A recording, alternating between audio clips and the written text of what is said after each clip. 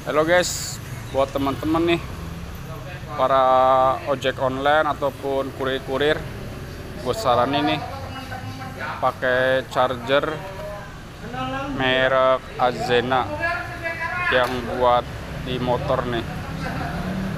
Kualitasnya bagus guys. Ini yang gue tunjukin ya. Ini gue tunjukin yang udah gue pasang nih. Nih guys.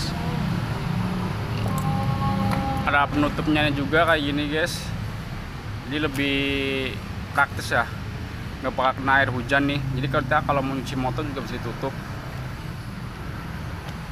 Ini juga ada on off nya guys, cuman gua pakai saklar sendiri sini, posingin sendiri.